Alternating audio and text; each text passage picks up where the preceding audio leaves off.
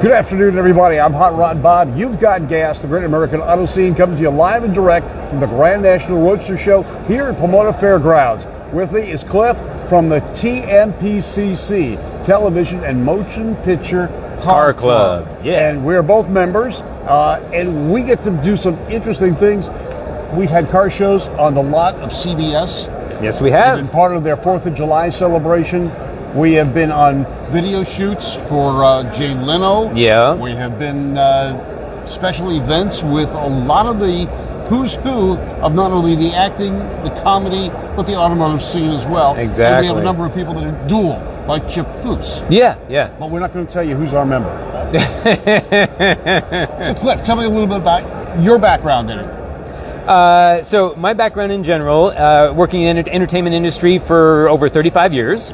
I started off as a recording engineer. Okay. And just as, time goes on, you find different paths to take, and worked my way up, and I've been an actor for the past 20 years as well. Oh. I do voice acting, and I'm also hosting. I hosted for the Classic Auto Show when that was still around. Yes. We were doing that. That went on for just under 2 years. Yeah, Randy and I did as well. Yes, exactly. So I was doing that.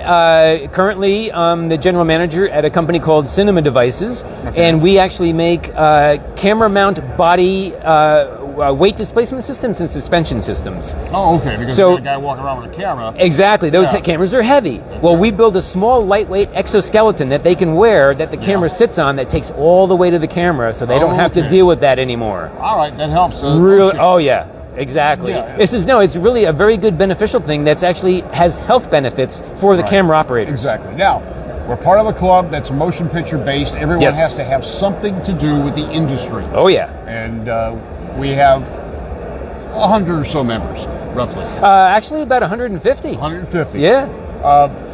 You have to be in the industry to join us, but if you are, let us know. You can contact me, you can contact Cliff. We're on Facebook. You can get with us if you'd like to join. We just need to see what part of the industry you're with. And we won't tell you who else is in the club, but it's a private organization. Now, we're also car guys. Oh, yeah. And Cliff's got a cool Model T. Yes, I have a 1923 Ford Model T. Full hot rod, custom chrome everywhere, the usual. I also have a 1955 Chevy 210 Post. You do? And I've had that since 1991. I didn't know that. It was my everyday car for the first 15 years. Wow. I put just shy of 300,000 miles on that car. When I bought it, I was the fourth owner and still am the fourth owner on the car. Yeah. But I bought the car. It had 76,000 miles on the odometer. Now it reads 365,000. And I am rebuilding it in the garage right now, and I'm about 70 to 75% complete already. I'm getting there. All right, what are you doing to it? This time around, the parts are already finished. Yeah. I got new front and rear brakes, new front and rear suspension. All right, brake-wise, what are you doing? The rear brakes are drum brakes, but the rear end differential is actually a 57 Pontiac rear differential. It's a lot heavier duty. Exactly, 12-inch, not a little 9-inch, 12-inch front loader, custom cut, 1-inch narrowed, 1 inch on each side with custom Moser axles in there. Okay. The leaf springs are pocketed in the frames and mini tubs in the trunk to fit the big fat tires as well. All right, so you're doing contemporary. Yeah. The front brakes are rotors, converted over, slotted and drilled. Okay. Nice powder-coated calipers and everything, yellow to match the car. Okay. I dropped in a ZZ383 stroker motor at 497 horse at the crank. That ought to get you going? Yep. And currently I have a Turbo 400 tranny in there, but I'm actually want to take it out and put in a T5. And I'm still looking for the right T5 to put in.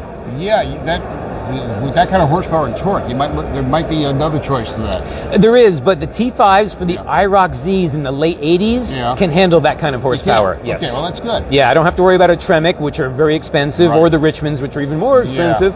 But I want something. I got to have a stick. Got to have a stick. I understand. Yeah, just something about it. All right, but we've got every type of car in the club, from exotics to hot rods to modern day hot rods too. Modern day cars too, exactly. All right, we don't have regular meetings. We do have occasional events. We just had a movie night a short time ago in October. Where we played Ford versus Ferrari. Yeah, and it was a great outdoor drive-in type setting because of COVID. But even if we don't have COVID, I think that's a great setting. It was. It was fun. It was a great time. And remember, too, for Ford versus Ferrari, we also had two of the cars. The number one car, the Ford GT, that was driven by Matt Damon, okay? Yeah. I'm sorry. Well, Matt Damon. Well, he drove it too, as well as Christian Bale. Yeah. We also had the number 27 Ferrari that was used in the film as well. Both screen-used vehicles. Right. I got a ride in that Ferrari. When they brought it from the showroom up to the top of the roof, put it in front of the screen facing each other, I got a ride in that at the time. The good part about it, no Ferraris were hurt in this movie. That's right. They weren't real. They were very, very good replicas, and the Chevy engines in the back did not deter from driving them. That's for sure. Movie limitations and, expectations. You see what you want to see, but that's the part about the make-believe television. Exactly. It was interesting, too, because we talked about that movie as well. There are some inaccuracies within it. Sure, as with any Hollywood film. Yeah. At the Dr. George show that we do occasionally, Randy and I both host every once in a while. Sure. We got to speak with Alan Grant, who was one of the team drivers for Shelby and mechanic, and Pete Brock, who designed the No Cobra way, Coupe. really? And we were joking with them about that. And I was saying, what do you think of the movie? And they kind of, because there's some inaccuracies that they know because they were on the inside. They were part of the team. That's true, won Le Mans. As like consultants or something, right? Well, in the case of the original coupe, the Shelby Cobra Coupe, won the championship. Pete Brock designed the body. Okay. Everyone said it wouldn't work, and it worked even better than they thought. Exactly. Alan Grant was one of the team drivers at one point and one of the mechanics, and he got on the team by beating Shelby's team in his own personal Cobra. And his crew chief was the man who brought us American Graffiti. George Lucas. George Lucas, yes, of course. No kidding. They were college friends. Oh, man. And he was part of the team. He owns the original Lola that was the basis for the first Ford GT. Wow. He was working for Shelby, working in the Lola plant. They needed to get rid of the Lola, and he scraped together every penny he could get to buy it. It's fully restored. He brings it out. But they brought out a few points. Ford versus Ferrari, the movie. You see the actor playing Iacocca coming in and said, "Are you Shelby?" Well, in the background, there's GT350s. He's the one that orchestrated that already. He knew who Shelby was supposed to be. It's a little late on that. Because of the Ford GT program, Pete Brock pretty much lost his job, as did Alan Grant, because neither one of them worked. Well, Alan Grant did on the early stages, but Pete Brock was the Cobra GT. And Ford didn't want the Cobra GT beating the Ford GT, which it would do. So Pete was out of work.